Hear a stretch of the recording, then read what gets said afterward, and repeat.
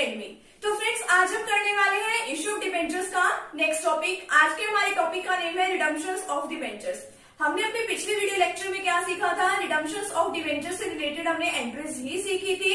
उसके अंदर हमने इसके जो फर्स्ट 3 केसेस हैं, इसके टोटल 6 केसेस हैं, तो हमने फर्स्ट 3 केसेस अपने पिछले वीडियो लेक्चर में कवर कर लिए हैं। तो फ्रेंड्स, अगर आपको उनका लिंक चाहिए तो आपको डिस्क्रिप्शन बॉक्स में मिल जाएगा, तो आप वहां इजिली उसको समझ सकते हैं। तो अब हम बात करें रिडम्पशंस ऑफ डिबेंचर्स की और अब इसकी जर्नल एंट्रीज की। आज हम उसके नेक्स्ट 3 पार्ट्स को डिस्कस करने वाले हैं कि किस तरीके से हम अपनी एंट्रीज को इश्यू करते हैं, यानी कि जो डिबेंचर्स होते हैं उनको इश्यू करने के लिए क्या एंट्रीज होती है, और जब हम उनको रिडम्पशन के लिए लेके जाते हैं तो उसकी क्या जर्नल एंट्रीज बनती है। तो फ्रेंड्स, अगर आप चैनल पर न्यू है तो चैनल को सब्सक्राइब कर दीजिए, वीडियो को लाइक कर दीजिए, बेल आइकन को प्रेस जरूर कर दीजिएगा ताकि आपको आगे आने वाली वीडियोस का नोटिफिकेशन मिलता रहे। तो हम बात करें रिडम्पशंस ऑफ डिबेंचर्स की। रिडम्पशन क्या होता है? जैसे कि हम अपने डिबेंचर्स को इश्यू करते हैं तो कभी ना कभी तो कंपनी को क्या उसका पैसा देना होता है ना, वापिस उसको रिटर्न तो करना होता है। अब जो डिबेंचर्स होते हैं वो कंपनी के लिए क्या होता है? एक तरह का लोन होता है। अब वो लोन कभी ना कभी तो कंपनी उसको पे करेगी ना डिबेंचर्स होल्डर्स को। डिबेंचर्स होल्डर कौन? जिनके पास वो डिबेंचर्स होते हैं।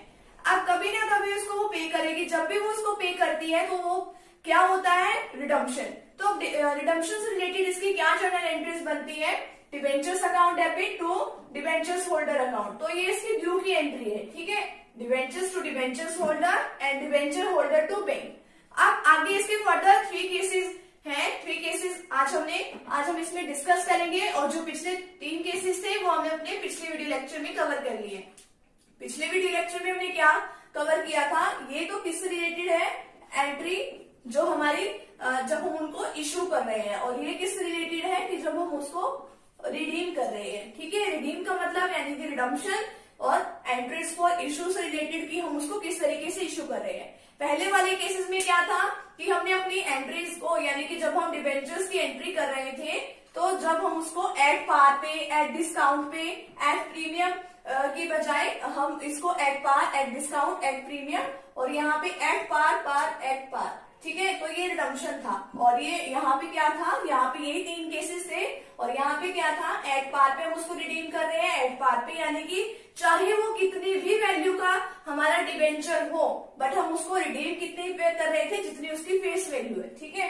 बट आज का हमारा केस क्या है? एंट्री जो हम इश्यू से रिलेटेड कर रहे हैं कि हम उसको एट पार पे इश्यू करेंगे, और ठीक है, और रिडम्पशन जब पेमेंट करने की बारी आएगी हमारी कंपनी की तो वो हम उसको प्रीमियम पे रिडीम करेंगे, यानी कि उसको एक्स्ट्रा वैल्यू पे हम उसको रिडीम करेंगे। जब हम उसको एक्स्ट्रा वैल्यू पे रिडीम करते हैं तो वो कंपनी के लिए एक तरह की लाइबिलिटी बन जाती है, ठीक है। तो उसको हमने क्या करना होता है? प्रीमियम और रिडम्पशन अकाउंट को हमें फिर ओपन करना पड़ता है। अब देखिए यहाँ पे नेक्स्ट आज हम करेंगे एट डिस्काउंट, यानी कि डिस्काउंट पे हम उसको इश्यू करेंगे और प्रीमियम पे हम उसको क्या करेंगे?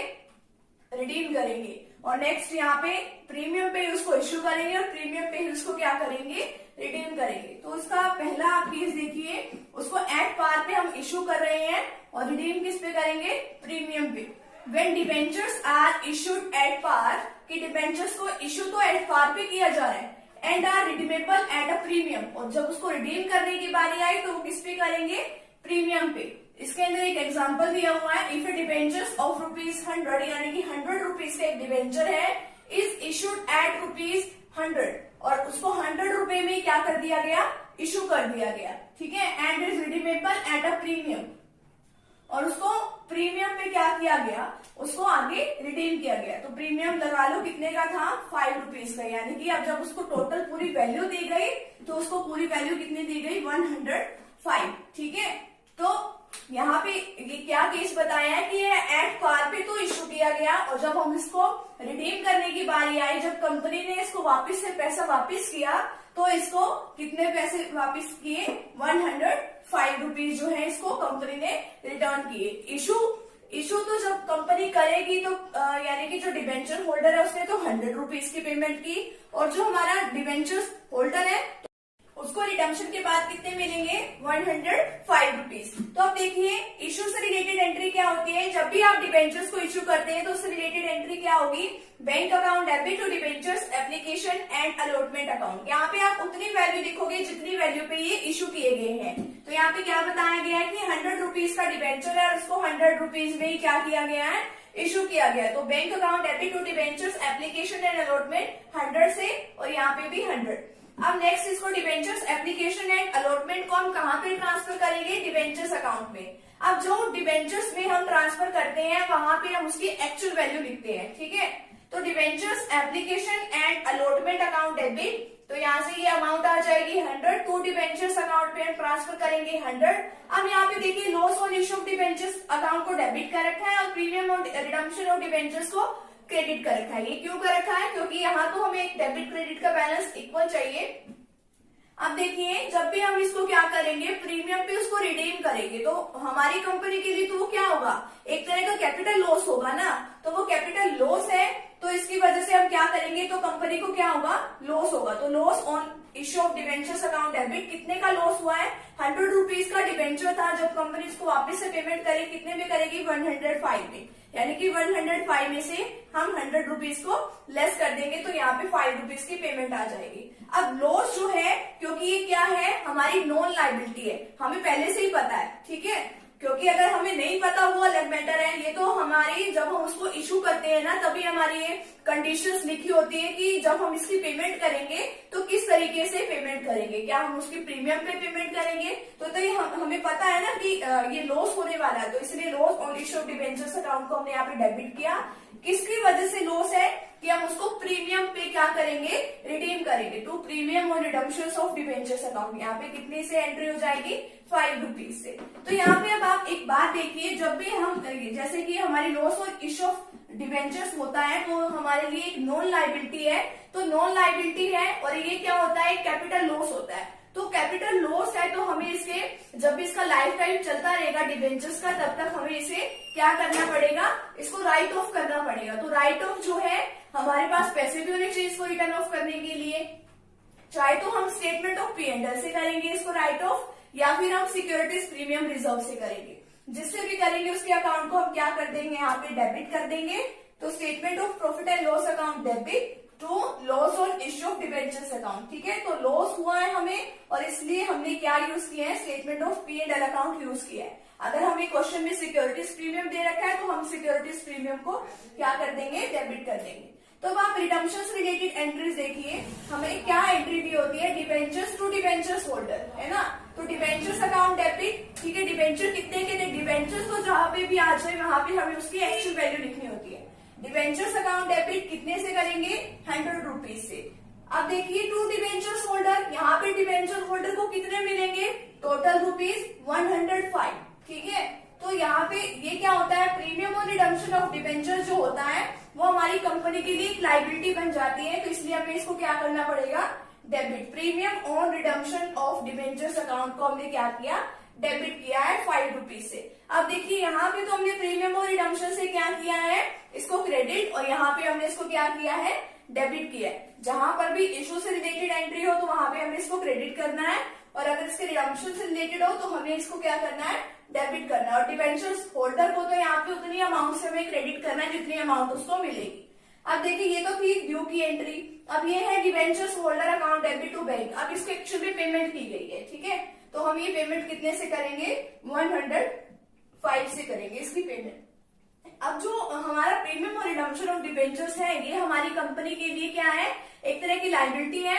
इसको हम बैलेंस शीट में नॉन करंट लायबिलिटीज में हम इसको शो करेंगे, क्योंकि हमारी बैलेंस शीट का फॉर्मेट कुछ इसी तरीके से बनता है, ठीक है। तो इक्विटी एंड लायबिलिटीज के अंदर पहले तो हम ये फाइंड आउट करेंगे कि नॉन करंट लायबिलिटीज कहाँ पे है, और फिर उसको अदर लॉन्ग टर्म लायबिलिटीज के अंदर हम इसको शो करेंगे। तो आज का अभी तो हमारा पहला टॉपिक ये अभी कवर हुआ है। अभी हम करने जा रहे हैं इसका सेकंड टॉपिक, जिसके अंदर हम डिस्कस करेंगे एट डिस्काउंट, यानी कि हम इसको किस पे इशू कर रहे हैं, एट डिस्काउंट पे तो इशू कर रहे हैं, ठीक है। और जब हम इसको रिडीम करने जाएंगे वो किस पे रिडीम करेंगे, एट प्रीमियम पे रिडीम करेंगे। अब देखिए आपने पहले भी ये देखा होगा कि जब भी हम इसको डिस्काउंट पे इशू करते हैं तो हमारा discount on issue of debentures account को ही हम क्या करते हैं, हम यहाँ पे डेबिट करते हैं। तो इस तरीके से ये अभी हम इसका सेकंड पार्ट जो है वो करने वाले। तो चलिए अब देखते हैं इसका सेकंड पार्ट, कि जब हम इसको डिस्काउंट पे और प्रीमियम पे किस तरीके से इसकी जर्नल एंट्री होती है। अब हम करते हैं इसका सेकंड केस, जिसके अंदर बताया है कि जब हम इसको डिबेंचर्स को इशू कर रहे हैं तो वो तो उसकी एंट्रीज जो होंगी वो एट डिस्काउंट पे होगी, और जब हम उसको रिडीम करेंगे यानी कि जब हम डिबेंचर्स का रिडम्पशन करेंगे तो हम किस वैल्यू पे करेंगे, उसको प्रीमियम पे। आज के हमारे सारे केसेस में ये बताया गया है कि जब भी हम एंट्रीज को रिडम्पशन करने जा रहे हैं, यानी कि जब भी हम डिबेंचर्स को क्या करेंगे, रिडम्पशन करेंगे, तो वो हम प्रीमियम पे ही करेंगे। तो देखिए अब हम किस पे इशू कर रहे हैं, डिस्काउंट पे। तो when debentures are issued at a discount and are redeemable at a premium, कि इशू तो किस पे किया जा रहा है, डिस्काउंट पे, और रिडीम किस पे किया जाएगा, प्रीमियम पे। अब एक बात इसकी आप ध्यान रखिएगा कि जब भी हम उसको यानी कि डिस्काउंट पे इशू करते हैं, ये आपने एंट्री पहले भी की होगी अगर आपने पिछली वीडियो लेक्चर को ध्यान से सुना हो, तो loss on issue of debentures की जगह आपने वहां पे क्या किया होगा, discount on issue of debenture, ठीक है। तो उसकी एंट्री तो आपने यहाँ पे की होगी, बट उसकी एंट्री आपने यहाँ नहीं की होगी, तो प्रीमियम और रिडम्पशन ऑफ डिबेंचर्स, ठीक है। तो अब ये वाली जो एंट्री है, अब आप ओनली यहीं पे इसकी जितनी भी अमाउंट है आपके डिस्काउंट से रिलेटेड वो आप यहीं पे ऐड करोगे, यहाँ पे आप कुछ भी ऐड नहीं करोगे। देखिए if A debenture of ₹98 is issued at 100, sorry यहाँ पे 100 आएगा, यानी कि आपका डिबेंचर कितने का है, 100 का, और जो आपने यानी कि इशू किया है वो कितने में किया है, 98 में किया है, एंड इज रिडीमेबल एट ₹105। तो यानी कि आपका 100 रुपीज में, तो 100 रुपीज का जो भी डिबेंचर था आपने उसको कितने में इशू किया, वो आपने 98 रुपीज में इशू किया। तो जो आपने 100 में से 98 को अगर आप लेस करते हो तो जो है 2 रुपीज है वो किसकी है, वो डिस्काउंट की है, ठीक है। कि आपने जब इसको इशू किया कि जब भी किसी डिबेंचर होल्डर को पेमेंट करनी पड़ी तो उसने 98 की पेमेंट की है, ठीक है, एंड इज रिडीमेबल एट ₹105। तो यानी कि जब आपने उसको पैसे वापस किए, कंपनी ने उसको पैसे रिटर्न किए, तो वो कितने में किए, 105 में, ठीक है। तो यानी कि 5 + 2, तो उसने 7 रुपीज एक्स्ट्रा पे किया। तो अब देखिए यहाँ पे इसकी इश्यू से related entry, bank account debit to debentures application and allotment account. यहाँ पे आपको उतने से एंट्री करनी है जितनी अमाउंट आपको एक्चुअल में रिसीव हुई है।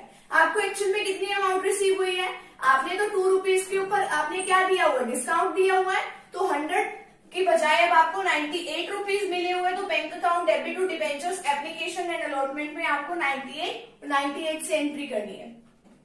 नेक्स्ट आपको debenture application and allotment account को आप कहाँ पे ट्रांसफर करते हो, टू डिबेंचर्स अकाउंट में।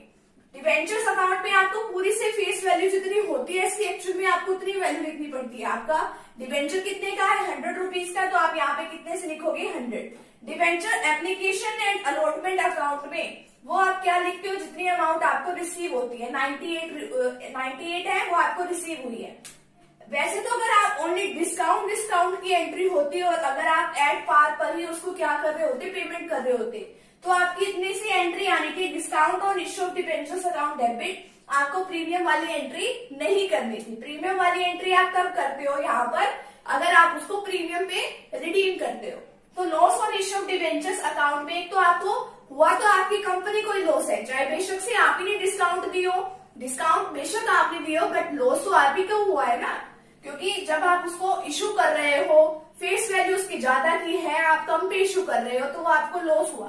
तो यहाँ पे आपको कितने का लॉस हुआ, 7 रुपीज का। 7 रुपीज का लॉस कैसे हुआ, क्योंकि आप इसको 105 रुपीज में क्या करोगे, जब आप इसकी पेमेंट करके दोगे तो आप 105 रुपीज आप उसको पे करोगे। अब देखिए इसकी एक्चुअल में अमाउंट कितनी है, 100 है, बट आपने कितनी अमाउंट मंगवाई है, इससे 98 है, तो 2 रुपीज तो यानी कि जो 2 रुपीज है आपको 2 रुपए तो वहां से आपको क्या हुआ, नुकसान हुआ, और बाकी जो 100 तो 105 जो है आपको 5 रुपीज का नुकसान यहाँ से हुआ। तो 5 + 2 7 रुपीज का आपको टोटल नुकसान हुआ, तो आप लॉस और इश्यू ऑफ डिबेंचर्स में क्या कर दोगे, डेबिट कर दोगे। और 2 प्रीमियम और रिडम्पशन ऑफ डिबेंचर्स यानी कि कितने रुपीज का आपको नुकसान हुआ इसको प्रीमियम पे इशू करने से।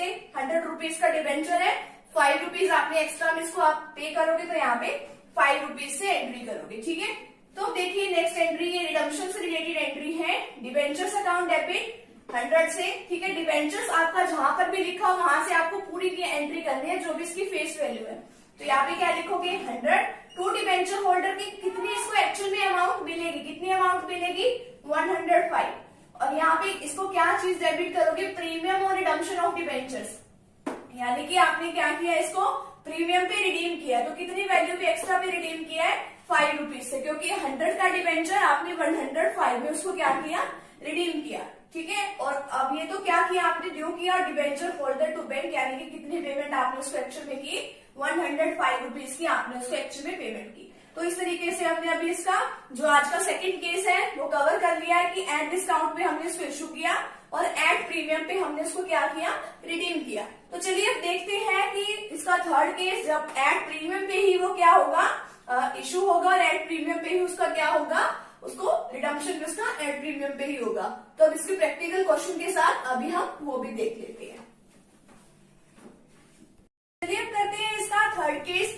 अब ये इसका लास्ट केस है। इसके लास्ट केस में क्या डिफाइन किया गया है कि जब भी हम डिबेंचर्स को इशू करेंगे वो किस पे करेंगे, प्रीमियम पे करेंगे, ठीक है। और जब हम इसको रिडम्पशन करेंगे, यानी कि जब कंपनी हमारा पैसा वापस लौटाएगी, तो वो भी किस पे करेंगे, प्रीमियम पे। तो मैं आपको बता दूं कि अगर कि हम जो इशू करते हैं उस एंट्री को, यानी कि जब हम डिबेंचर्स को इशू करते हैं तो हमारी क्या एंट्री बनती है, तो जो प्रीमियम पे इशू किया जाता है ना, तो उसके लिए सिक्योरिटीज प्रीमियम अकाउंट को भी हम क्या करते हैं, क्रेडिट करते हैं। और जब हम रिडम्पशन करते हैं प्रीमियम पे, तो आपने अभी देख ही लिया होगा, हम हर एंट्री में प्रीमियम और रिडम्पशन अकाउंट को क्या करते हैं, क्रेडिट करते हैं, और जितने से वो लॉस होता है उसको लॉस और इशू डिबेंचर्स अकाउंट में भी हम क्या कर देते हैं, डेबिट कर देते हैं। तो समझिए इसका last case, when debentures are issued at premium, कि डिबेंचर्स को इशू भी प्रीमियम पे किया गया and are redeemable at a premium, और जब उसको रिडीम किया गया वो भी प्रीमियम पे किया गया।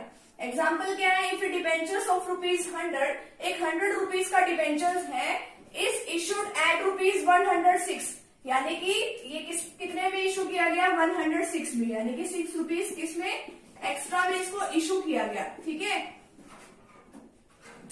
रिडीमेबल एट ₹110, और जब इसको रिडीम किया गया, तो जब इसकी पेमेंट की गई तो वो कितने में की गई, 110 में, तो यानी कि हमने इसको 10 रुपीज में एक्स्ट्रा की पेमेंट की है। तो हमारी कंपनी के लिए क्या हुआ है, ये 10 रुपीज का लॉस हुआ है। अब देखिए, bank account debit to debentures application and allotment account, इसमें हम उतनी वैल्यू डालते हैं जितनी वैल्यू हमें रिसीव होती है। तो 100 रुपए का डिबेंचर था, बट हमने इशू कितने में किया, 106 में, तो यहाँ पे 106 को हमने यहाँ पे डाल दिया। और कंपनी जो है काफी लंबे टाइम पीरियड के लिए ये क्या लेती है, लोन लेती है। अब नेक्स्ट हम क्या करेंगे, debentures application and allotment account को हम क्या करेंगे, डेबिट करेंगे, कितने से, जितनी अमाउंट हमें एक्चुअल में रिसीव हुई है, to debentures account, to debentures account पे, यानी कि डिबेंचर्स एप्लीकेशन एंड अलॉटमेंट को हम किस पे ट्रांसफर करते हैं, डिबेंचर्स अकाउंट पे। यहाँ पे हम उसके रियल वैल्यू से करते हैं, रियल वैल्यू इसकी कितनी है, 100। अब आपको पता ही होगा, अभी तक आप पिछले केसेस में क्या कर रहे थे, प्रीमियम और रिडम्पशन ऑफ डिबेंचर्स को क्रेडिट कर रहे थे और उतनी अमाउंट से लॉस और इशू ऑफ डिबेंचर्स को डेबिट कर रहे थे। अब देखिए कितनी एक्स्ट्रा वैल्यू पे हमने इसकी पेमेंट की, 100 रुपीज का डिबेंचर है, और जब हम उसको प्रीमियम पे इशू मतलब रिडम्पशन करेंगे तो 110 में करेंगे, तो प्रीमियम और रिडम्पशन ऑफ डिबेंचर्स कितने का होगा, 10 रुपीज का। तो इतने से ही हमारी कंपनी को क्या होगा, लॉस होगा, तो वो भी हम क्या कर देंगे, 10 रुपीज इसको डेबिट। और मैंने आपको बताया था कि इशू से रिलेटेड एंट्री है और हम उसको प्रीमियम पे इशू करने वाले हैं, तो उसमें क्या आएगा, टू सिक्योरिटीज प्रीमियम अकाउंट को हम उतने रुपए से क्या कर देंगे, क्रेडिट कर देंगे। अब क्योंकि 100 रुपीज का डिबेंचर था और हमने इसको कितने रुपए में इशू किया, 106 में, तो 6 रुपीज से हमने इसकी एक्स्ट्रा में क्या किया, इशू किया। तो ये तो थी इसकी इशू से रिलेटेड एंट्री। अब ये है रिडम्पशन से related entry, debentures account debit, कितने का है डिबेंचर पे, तो उसकी जो रियल वैल्यू है वही लिखनी है, 100, ठीक है।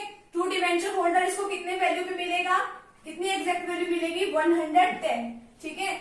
और तो कितने पैसे हमें एक्स्ट्रा पेमेंट करने पड़ रहे हैं, प्रीमियम और redemption of debenture account debit 10 rupees से एक्स्ट्रा पेमेंट करनी पड़ रही है। और डिबेंचर होल्डर को जब पैसे मिलेंगे जितनी अमाउंट से, उतनी अमाउंट हमने यहाँ पे लिखनी है, डिबेंचर होल्डर टू बैंक 110 से हम इसकी एंट्री कर देंगे।